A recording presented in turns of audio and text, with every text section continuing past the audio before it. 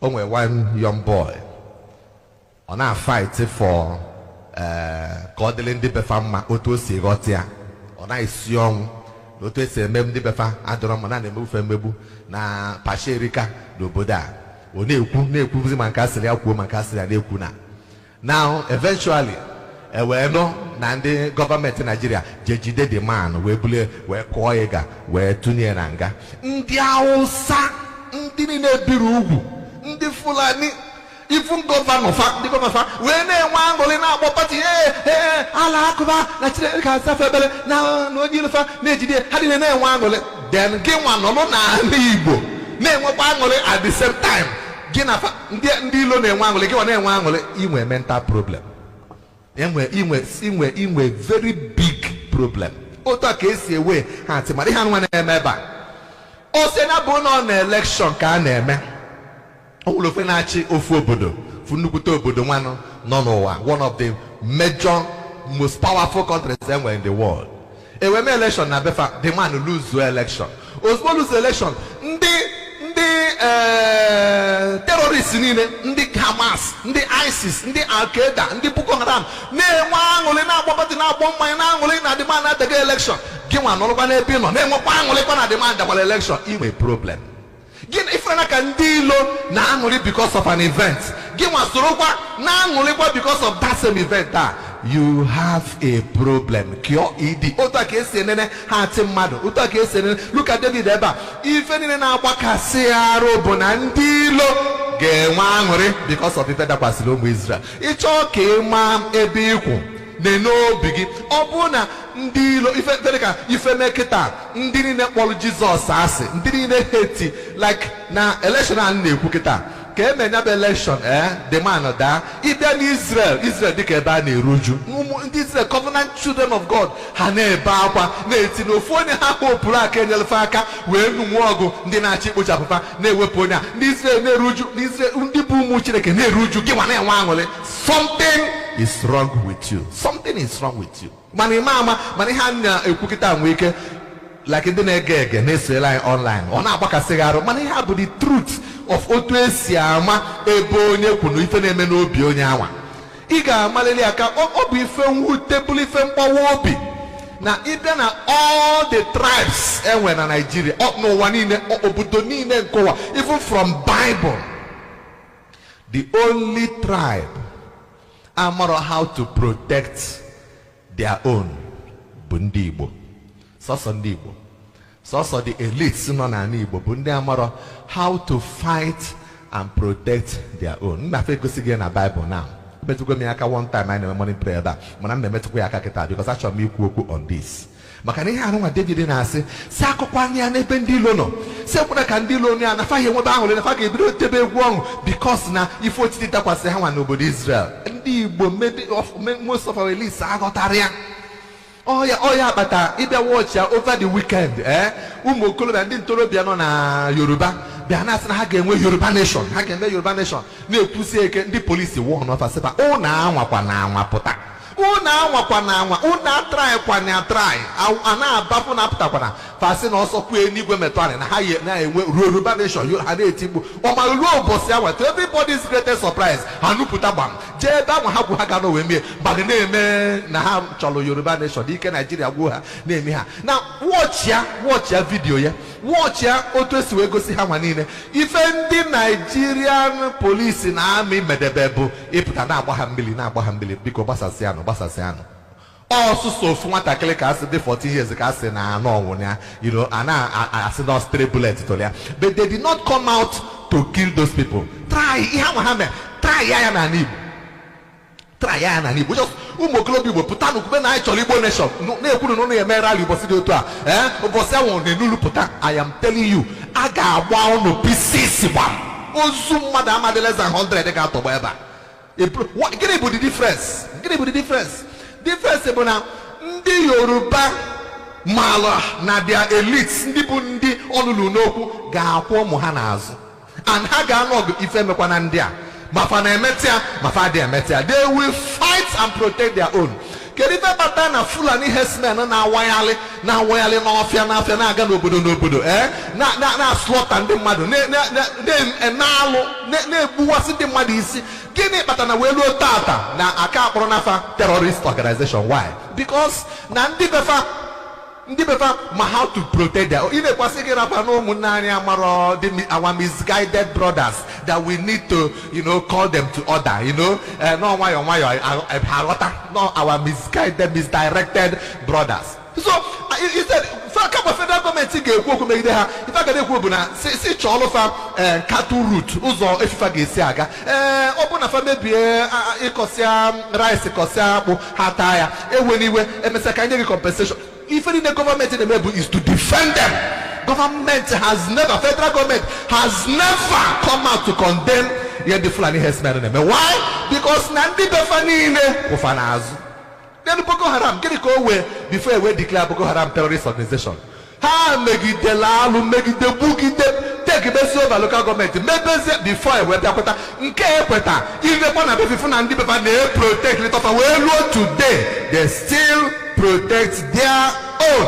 Oya bata na ejide ndị Boko Haram ejide ha edebefa na ofu facility then warfare na-enefa bread na tea bido skuzibel fa akwụkwọ 6 months ga ekpopụtafa yinyefa uniform se ha foto wepụtara anya anyị na-ekili efa ebe ha si uniform. Ndị Boko Haram ejide ndị a na-egbu mmadụ na-egbutọsị mmadụ asị na ederadicalize gofa then ekpolu ụfọdụ mefa send ndị afọ obodo oyibo ka fajeje gụọ akwụkwọ ewelzo ndị ọzọ kpefa na Nigerian Army se ha jee na amị ka jere n'ụbazọ ha adịgo mma ha abụrọzi na ha echegharịgo. Otu a ka esi handle fa. The same Nigerian government jide ndị IPOB ede ndị IPOB anwụ ha zam anwụ ha na sel ndị agbagburu agbagbu ndị nri afọ ebe ya edebe apịtị atụghị ha n'ime apịtị ha na-atụrụkọ n'ime apịtị. You dehumanize them, you mess them up, you do all manner of things to them, and then reason bụrụ na ndị elites ndị Igbo a na-akụrụ ndị federal government agasa na ụnụ na try ụnụ anwa aka because the Igbo man does not know how to protect his own. He what of values for ndị nkefa. Ndị ọzọ niile ana ka ngosi gị na Bible, ka ngosi gị something na Bible. Ana ekwubu gị ihe anụnwa mgbe anyị na-ele foundation for the kings of Israel, mana for the benefit of our viewers ndị a dị eso eberela anyị n'oge ka ngosi gị an event mee na obodo Israel. O nwere one man bụ onye a Levite, onye Levi. In fact, this story is in Judges chapter 9 to 21. I'm going to summarize here. Now, this man no why, man no concubine ka Bible polia. But na nwunye anwa anya dere ya ma ọ na-agba n'ilo na-eso nwoke. So je kwa iko die chọpụta. So die chọna ya benna ya. O mesa die like ya. So die after some days die we je ko je kponatia. So die kponatia ka na die izi we na anachi ya back.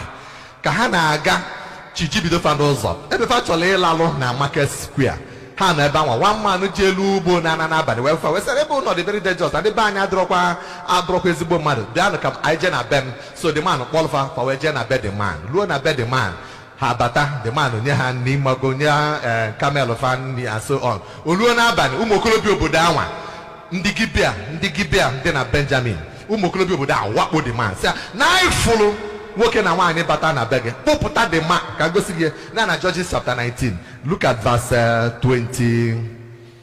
Okay, verse 24. Verse 22, sorry. Verse 22. Now verse 22. Okay, if you forgot the man has said, now as they were making their hearts merry, behold, the men of the city, certain sons of Belial, beset the house round about, beat at the door, spoke to the master of the house, the old man, where said, bring forth the man that came into your house, that we may do what? That we may know him. Actually, Tinia, I be working man, I like working by actually where go. Popula the man, I deny. This old man was can the man, man. And when Mama exactly if a man and care lot na Sodom and Gomorrah. Can't you know when the wine could have a natural wine? What I work and work, I get in a limoka, I get me a homotata. So, everybody may see high, that may see the argument. The man no way because him and Wunyawa.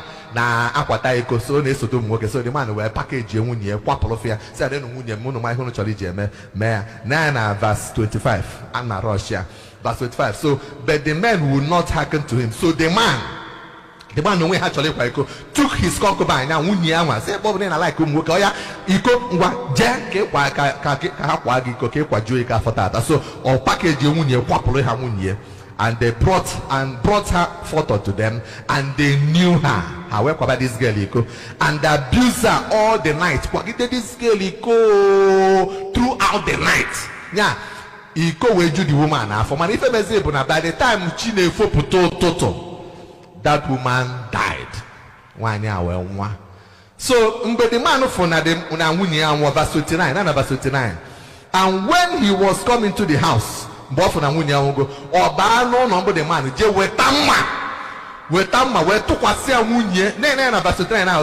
he took a knife, laid hold on his concubine, and divided her into 11 pieces, together with her bones into 12 pieces, and set her into all the coasts of Israel. Into 12. Oh, well, side that, Bugalan Debo Ruben, well, side that, Bugalan de Ndobro Nebugal or Call of the Gibia or the Benjamin Melunian, how the Munia Coquaboya or more, Bugalan de Judah, Bugalan de Zebulon, de Naphtali, and so on and so forth.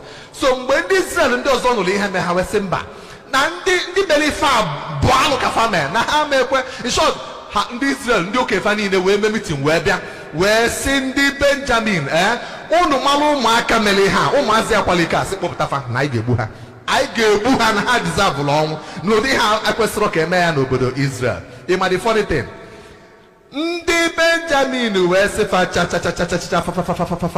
o ya bebe naga asero no onwe di nwanyi unu ga-emetụ aka ife melody mba mana mmadụ emetụ aka cha. They protected their own, they shielded their own. Now, when you know myself, and I'm on the many sons of Belial, the Benjamin and Jonah, we won't release them. Oh, Nyablon on Debo. So, everyone protects if this does always say, oh, one on up to Romaka, and Yanuso, no, maybe 11 tribes, Gejikaka, where Yanuso, so one tribe of Benjamin. The Benjamin Ralo, come, I got up to Romaka, Nuso Nayago, Quadonaka, to our greatest surprise. However, Baog. Nime na fa Baog wawa. Obu ni watch ya na that battle. Verse 21, chapter 20. Can go see him. The first round of that battle, Bible says, and the children of Benjamin came forth out of Gibeah, and they destroyed it down to the ground of the Israelites that day. Madone. 22,000 men. Nigga want you. Ndi abu family alo. Hajuna fama mpoputa umu fa protect umu ha. Ano basok 11 tribes were binu sofogo. Continue to Chineke magasi ni fe Benjamin and made the right for protecting their own children. God fought for them. Family Israel ni wound Israel 22,000. Now how do you reconcile that? Ndi Israel na chia sigini na emi ha. Simple. Israel went around 2. 9 verse 23. Verse 23 was, and the children of Israel went up and wept before the Lord until evening. Now, sorry, Ghana verse 25. 25 was, and Benjamin went forth against them out of Gibeah the second day, was in Gibeah, and they destroyed down to the ground of the children of Israel. Madone, 18,000 men. All of them were people that were drawing the sword. Had around 2. Benjamin Bukofa 18,000. If I call 18,000 plus 22,000 or the 40,000 Israel who's why? Each one the Benjamin is if I say that I now to protect our misdirected brethren. Why? Amari Hane Meweje Kwai Kokwabu Madaniko. No Hakaina fight. I fight for them. Oh, but they need how to fight for their own youths. Even now you should this so zealous make a mistake. You will first of all, if anybody will not no chago dog but as any mono, you were not going to well and then what therefore in our support to her. Oh, godly haizia igagente. Mani put up publicly, or fear garu to control them. That is exactly the situation I'm on here, Igbo land. And the Igbo story, Gaba, you will discover Obrona.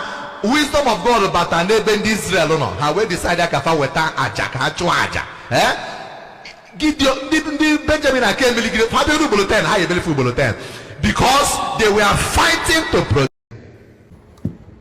My people, I'm not it is not really a laughing matter, but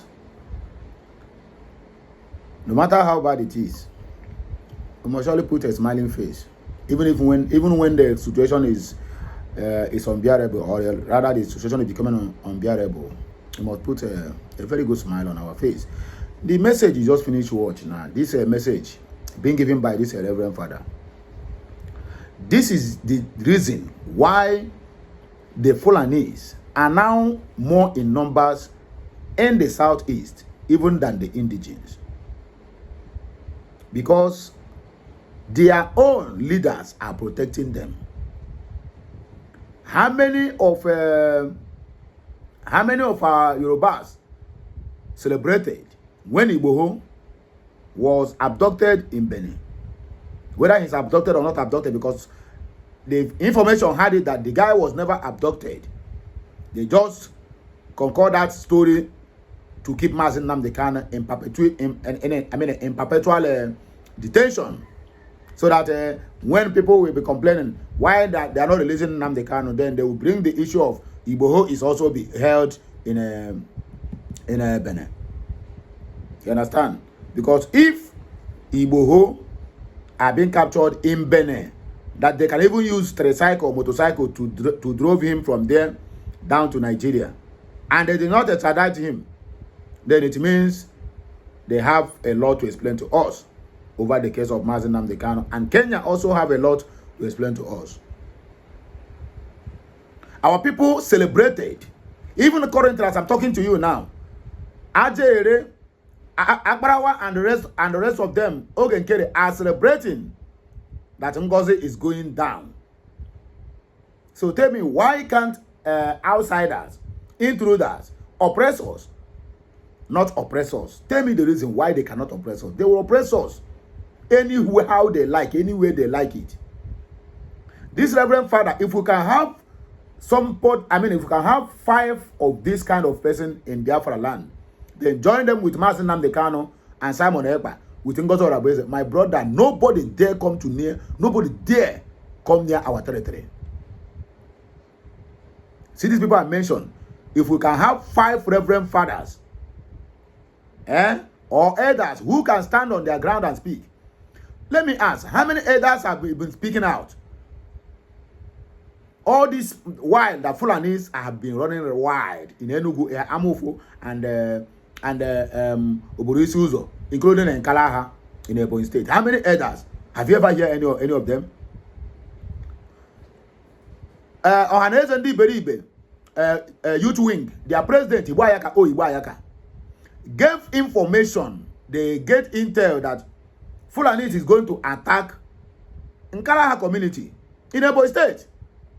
And they gave the so-called governor clear notice, even 1 month before the attack. Now look at what we had from a very reliable source. The man looked the other way around. And the attack finished. Ibuayaka came out and also made a confession that we told this man, and he got our letter, he got our message, that look at what is going to happen. He didn't do anything about it. He didn't prepare. He didn't send any security to guide the community. Because precisely the community was mentioned.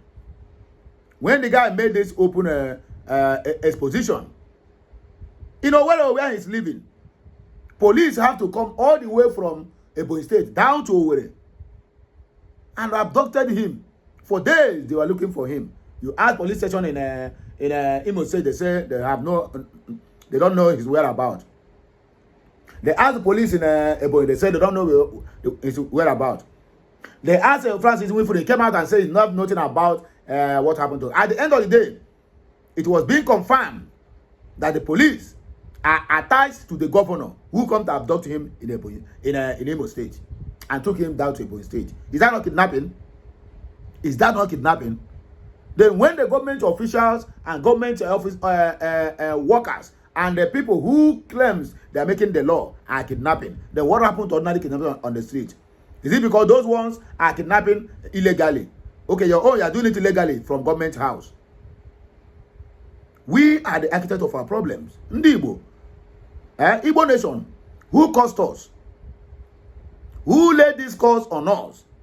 That we can never support one another. Yes, there's no doubt about it. We love one another. But the few miscreants in our midst have made this love turn to sour. Because everybody can never be bad and everybody can never be good. But the few miscreants, those few miscreants are the ones who may be in one way or the other have mouth in the as a decision makers. And now the one who is busy selling the Biafran youths. When our people are being killed, they will go to Abuja and celebrate with Hausas that Fulanis are killing Igbo youths. Because to them, they believe that those Igbo youths are the ones who will rise up tomorrow to take over office from them. So they want all of them dead. That's the simple truth. An ordinary Igbo man on the street loves his brother more than anything. If you see business idea, he will share with his brother. Then when you come to the political class, those ones are the most stupid and the most foolish ever in the history of people who are playing politics, both in Africa and outside Africa. All the whole politicians from the southeast, precisely, they can throw their entire state under the bus just to please the people they so-called their paymasters. People you are better than. People you are even more in population than. They will tell you they are huge in population. Minus Niger, minus Malians, minus Benin people. In that so-called northerners, they find out that they are very few. You find out that their numbers have nothing to write home about. But go there. The so-called Nigerians don't even have access to NIN for voting or voters card. When they register voters card for the main so-called Zojurians who claim they are citizens of Nigeria, their voters card will be found inside the bush. But when they register the voters card in the north, for the so-called northern Malians, Nigerians, and Benin Republic people, they will get it. That is the place you will see a 5-year-old boy having a NIN and even having a national identity card.